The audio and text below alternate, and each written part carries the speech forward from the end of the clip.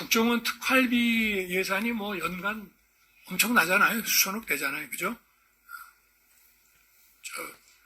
분기별로 국무회의에서 이제 심의를 마치고 나면 대통령이 이제 도장 찍어가지고 넘겨주는 건데, 이 특활비 예산을 원래 짜놓은 곳으로 배정을 안 하고, 예를 들어서 방첩사에 좀 더 지원해야 되겠다라고 할 때, 네. 그냥 돈 빼서 막바로 줄 수 있습니까?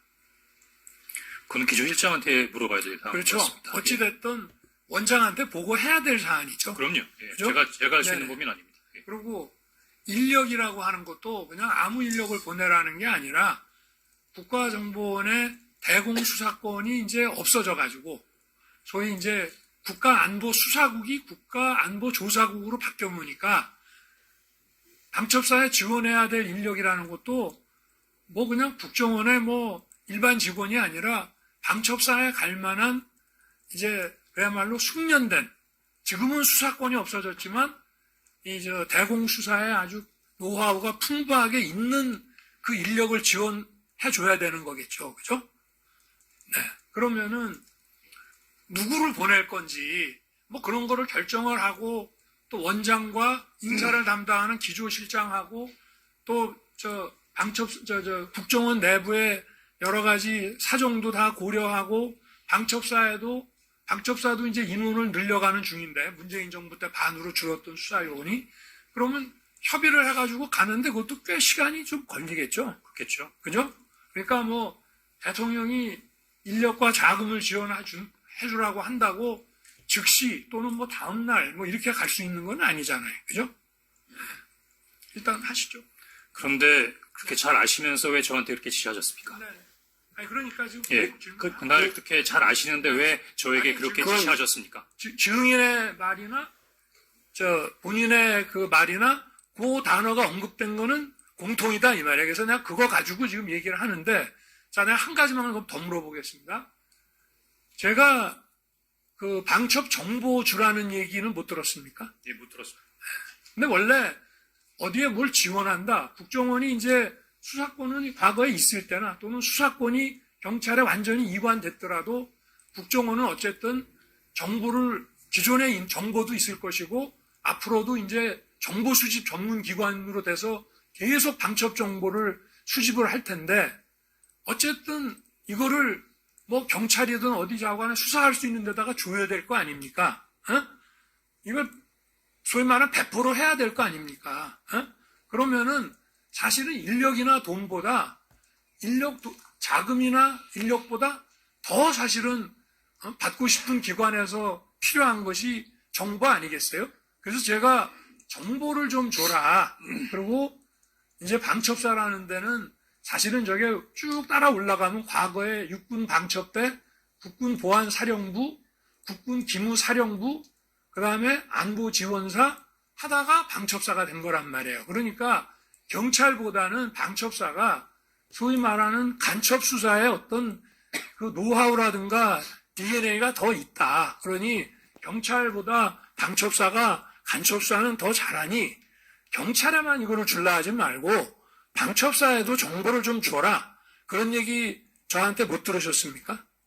이게 사실 3종 세트거든. 인력, 자금, 정보가. 제가 답할까요? 네네. 네.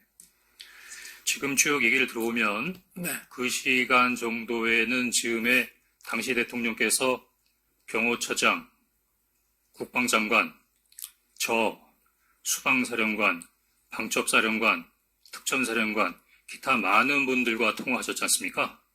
아마 굉장히 급박하게 비상계엄이 발한 상태에서 여러 사람들과 통화를 하셨기 때문에, 그런데 당시에 저는 처음으로 대통령으로부터 전화받아서 처음으로 대통령으로부터 지시를 받았습니다.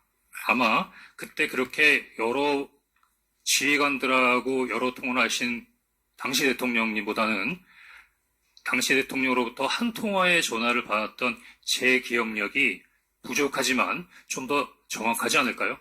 아니, 이제 지휘관들하고 통화한 거는 증인하고 통화하고 나서 시간이 한참 지나서고요. 예. 실의 그 CCTV를 보면 나오지만 내가 증인하고 22시 53분에 1분 24초 통화하기 바로 직전에 국정원장이 대통령실에서 나갑니다.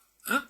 그러니까 국정원장하고 뭐 안보실장 이런 사람들이 국무회의 배석으로 해서 들어왔다가 내가 22시 한 20몇 분에서 27분, 30분 그 사이에 이제 계엄 선포 대국민 담화를 하고 올라와서 국무위원들하고 좀 얘기하다가 그 사람들 보내고 국정원장하고 얘기를 하다가 국정원장마저 보내고 나서 우리 문 밖으로 나가고 바로 22시 53분에 증인한테 전화를 하는 거예요. 그러면은 국정원장이 우리 방에 있다가 막 나갔잖아요. 그러니까 제가 이거는 뭐 증인 얘기는 서로 이해하는 게 다르다고 하니까 그냥 제가 묻는 거예요. 우리가 국정원에 한 30년 근무한 그런 입장에서 제가 만약에 원래 대통령이 국정원 차장한테 전화 안 하는데 전화를 하면 그 전화 자체가 격려성 아닙니까? 그죠? 어느 정도 당신에 대해서 내가 호의를 가지고 있다는 격려성 전화 아니겠습니까? 그런데 이게 통상의 국정원이 방첩의 컨트롤 타워로서 다른 기관을 도와주라는 얘기가 아니라 이거 자체가 어떤 하나의 계엄 관련 임무 지시라고 한다면은 증인하고 통화하기 직전에 국정원장이 내 방에 있다가 나갔단 말이에요. 그러면 원장한테 내가 그 얘기를 하지 않았겠을까요? 어떻게 생각? 아니 한번 이거는 팩트에 대한 건 아니지만 원장이 바로 직전에 나갔기 때문에 제가 아무리 이제 저거 하더라도 계엄 관련 어떤 임무라고 하면은 국정원장한테 주지 않았겠어요? 국정원의 어떤 조직이라든가 이런 모든 걸 감안했을 때?